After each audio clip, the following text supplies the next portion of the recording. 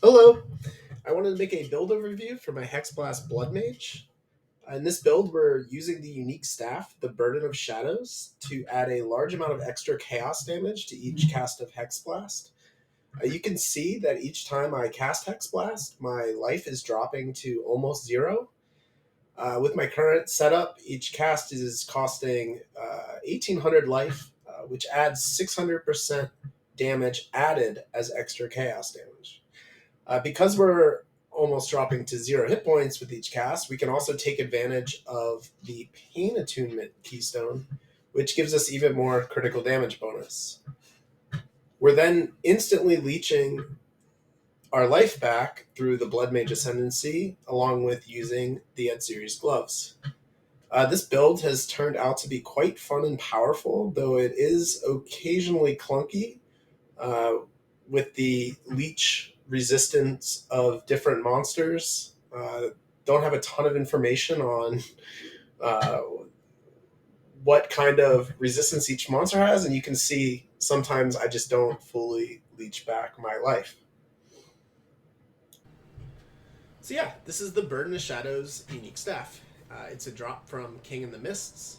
It's mostly a throwaway drop, but it is twice as rare as Ingenuity, which is the real what everybody's after when they're farming King in the Mists. A very cheap staff, typically around one exalt. You can maybe sometimes higher cast speed will sell for a little more, but not really used by many builds, or I haven't really seen it used in any other builds. Um, which is why I was kind of wanting to see if I could figure out a way to use it. You gain 1% of damage as extra chaos damage, or as chaos damage per 3 life cost. This is a similar mod to how Archmage scales damage. So the thought was, okay, well, if Archmage is super meta, if we can scale this number really high, then maybe we can get some similar crazy damage numbers. Because we are using a unique staff, we don't get to take advantage of the +7 possible skills from us, your staff, or your wand and focus slot, which leads us to having to scale that the other ways. Scaling the base skill level of Hexblast is going to be by far the biggest damage increases we can get, because not only are we getting the 12.5% damage per level, it's also gaining more mana cost each level, which we're then converting to life. So the staff does corrupt to +1 level of all chaos spell skills. I think this is going to be by far the best corruption. I don't think it's required to get this build going, but you're going to want this corruption on the staff because it's basically just a free extra level of the spell. I have level 30 Hexblast. This is the highest that we can get it without corrupting an amulet into another +1 spell skills.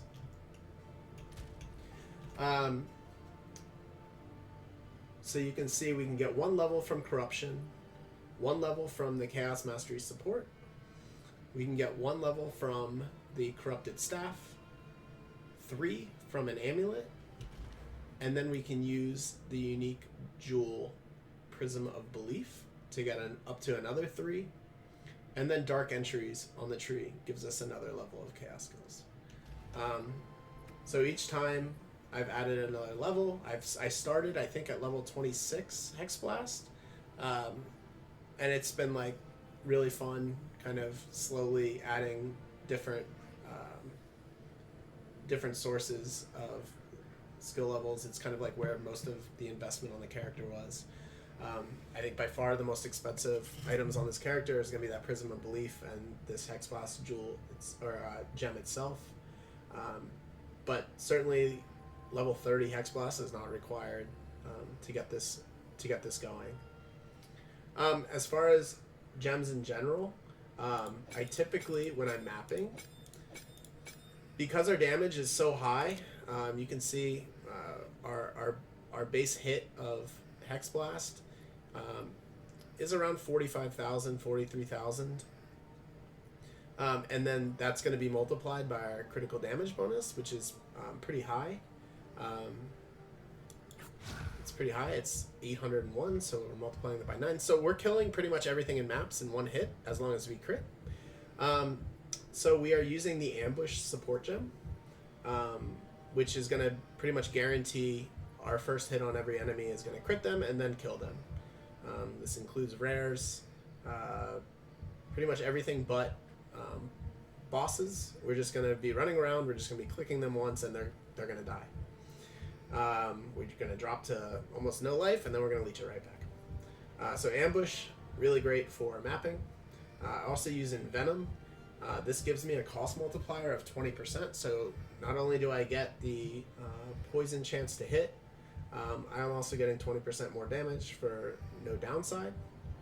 I'm getting using arcane tempo for the more cast speed. Cast speed in general is going to be really important for this build. It's another thing that, like, when I started playing this, I didn't have a ton of cast speed, and the problem is that when you cast, if you get stunned mid-cast, you're going to lose the life, and the skill's not going to go off so that you don't leech anything back. And then you got to run around like a chicken with your head cut off, waiting for your life flask to fill your life back up. And it just, like, feels really clunky and really bad. So the more cast speed, the better. It should be a priority on a couple item slots, and then you're going to be wanting using arcane tempo here. I do swap out concentrated effect with ambush when I'm fighting bosses, because we don't need the ambush anymore, and it's going to usually take 2 hits to kill the bosses. And if we're not critting, we're not leeching our life back all the way. And then again, you're relying on your life flask, and it feels pretty bad. You can also swap out considered casting with arcane tempo if you want more damage on the bosses. It's really up to you. Both work pretty well. Also, I use Life Tap. It is a similar mod to the mod on Burden of Shadows, where we have skill mana cost converted to life. But they stack with each other. So you'll see my Hexblast without Life Tap is 1200 life. And now we're up to 1800, and you can see it adds a significant amount of damage to each hit. So these 2 mods plus the Blood Mage Ascendancy is going to give us 300% mana cost as life. And then I'm using, of course, Chaos Mastery, because we want extra level of Hexblast gem. Frost Wall up here is just my holder for the gem swaps. I don't use it at all. On Blasphemy, we're running Temp Chains, we're running Ritualistic Curse, Magnified Effect, and Heightened Curse. If I have a 5th socket, I will put in Encumbrance for the additional slow. Soul Offering is great on your weapon swap. You just run it with a couple skeletons or clerics, and it's 60% extra damage, or more damage, when you're fighting bosses. And you're going to be scaling skill effect duration on your weapon swap as well, so this can last like 12-13 seconds even without persistence. Blink on the weapon swap. Grim Feast, just busted. We're energy shield based, and Grim Feast is just really good. We're running around with about 13,000 energy shield for the most part in maps right now. And since our recharge rate is really bad, this is just constantly filling our energy shield. I don't really know if I need to speak a lot on Grim Feast. It's really good and it's really strong. Eye of Winter is pretty typical for any Chaos build. We use it with Withering Touch and Extraction in order to apply Wither. It applies poisons when I have that node allocated that increases duration based on poisons you've put on. And then Persistence for more skill effect duration, and Unleash just for quicker casting. The Skeleton Warriors are for on my offhand for the Soul Offering I talked about. And then you can have a Contagion with Chaotic Freeze if you want. I don't really use it, but that's the last slot and it's in there. And I know typically Hexblast builds will use this on bosses to just perma-freeze them. And you can certainly do that. I haven't found the need to really freeze bosses yet. Let's look at the tree. So what's nice here with the Ascendancy, we are actually taking advantage of Sanguimancy. So the most hated node in the game is actually a benefit for us, which is pretty fun and like a pretty unique thing about the build. The life remnants are still great for when we don't fully leech back from hitting a monster. We typically do, but every now and then it'll leech back up to like 1600 life. And you either got to slam your life flask real quick or grab a remnant. And so this works pretty well. But yeah, really cool that this build takes advantage of Sanguimancy. Definitely one of my favorite things about it. We're also taking Vitality Siphon, of course, because we need the spell damage. Leech does life. We need to instantly leech our life back every time we cast. Otherwise, we can't cast anymore, and we're running around with no life. Pretty straightforward. Gore Spike, this node sucks in general because it scales really bad. It's useless for us because when we are casting, we have almost 0 life. So we're not getting any critical damage bonus, but that's okay. We're getting it from plenty of other places. And then Sunder the Flesh gives us a 15% base crit chance for Hexblast. So this allows us to only need 300% total increased critical hit chance in order to hit the breakpoints that we need for both Ambush and Eye of Winter on bosses. So we need 60% chance to crit. You need 50% for Ambush, of course, and then the Eye of Winter critical weakness will add another 10% base. So with 300% increased, we're hitting bosses with critical attacks every time. And if you don't crit, like I said earlier, if you don't crit, you're not leeching your enough life back. So you want to make sure that like you're critting every time. But it's not hard to do. Like I said, Ambush is just gonna make sure we crit. If you aren't killing rares in one hit yet, you can just Eye of Winter them and then go ahead and you'll be just fine. The rest of the tree, we're just taking Energy Shield, Chaos Damage, and crit nodes wherever we can find them, and then as many Jewel Sockets as we can because they're just very powerful. So yeah, we just start up through Witch and get these different Energy Shield nodes. We do use Mind Over Matter just so our mana does something, but reducing it by 10% is not a big deal and good trade-off for 40% increased maximum energy shield. I have this one crit hit chance passive selected because I was at like 59% or something and I wanted to be over 60. You can take these extra crit hit chance nodes depending on where you're at. You just want to be over 60. So I was able to, because of some of the items I'm using, drop these nodes recently and use them for more defensive stuff. Of course, you want Zone of Control to make our temporal chains larger, and we also get the additional Hinder, which feels great. We're just taking all of the crit nodes here and coming down to Dark Entries, taking all the crit stuff here. And then we're coming over here, some Chaos Damage, Energy Shield. This AoE node, AoE wheel is really good for mapping. And when I'm fighting a pinnacle boss or some kind of larger boss that I typically has more hit points, I'll respec out of this and respec into these poison nodes over here. When I'm just running maps and just killing regular map bosses, I don't need this extra damage. But when you're doing pinnacle stuff, it does add a little bit, and you don't need the additional area of effect. And then, yeah, we're coming down here to get Pain Attunement. So when we cast, we're at low life before the spell hits. So we do count as being on low life, so we get 30% more critical damage bonus, and since we're critting on every spell cast, it's just straight up 30% more damage for us. So cool interaction, a lot of extra damage, just seems to go together really nice with kind of the Blood Mage ascendancies and the staff and Pain Attunement. Of course, our weapon swap, we're just doing Skill Effect Duration and the Wither effect. We're casting Eye of Winter with our offhand. Yeah, this is going to give us 70% more chaos damage. on bosses. And if you need it for rares, great. Well, I guess not great, but if you need it for rares, you can use it for rares. Otherwise, we're using, let's see, I'm using 3 emeralds right now for some more poison hit chance and magnitude of poison. So you want the magnitude of damaging ailments and increased magnitude of poison on these.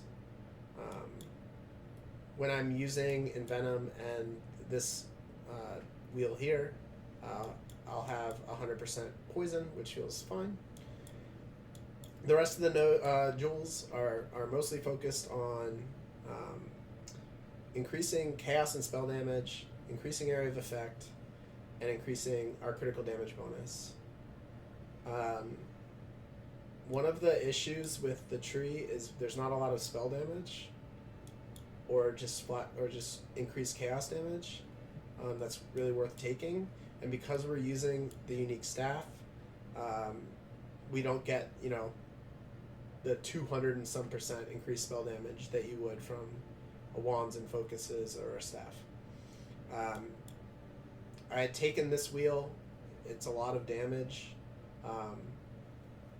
But with Event Horizon, you don't restart your energy shield recharge if you've cast recently, which feels not great. So I dropped it and just added some more energy shield in. But you can use this if you decide to go mana for defenses, then you should definitely be taking this. If you do go mana for defenses, Arcane Intensity adds a lot of damage.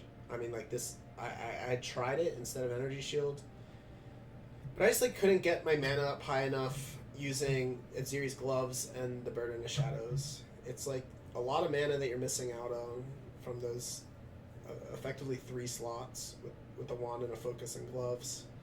And I just felt Energy Shield was a lot safer, and I didn't need the extra damage. I was running Archmage along with Burden of Shadows for a while, mostly before I got my gem level high enough, and that feels fine. It's hard to, this lets you scale then both the chaos and lightning damage, and you have a lot of extra lightning damage. But I think if you're using Archmage, you're probably better to just not use Burden of Shadows and probably not use Hexblast. Honestly, there's going to be better skills for you. As far as items, I'm using 4 uniques, so the staff and then 3 more. The Seated Cataclysm works really well for getting my crit hit chance past the breakpoint. Adds a ton of critical spell damage bonus. The chaos resistance is great. Unfortunately, the increased mana cost of skills does not affect our life cost. It would be amazing if it did, truly amazing if it did, but no. Unfortunately, no. I was able to get this one corrupted with increased damage because that's one of the tougher stats for us to get, and it makes a big impact. Using this along with an Ingenuity just adds a ton of crit and crit spell damage.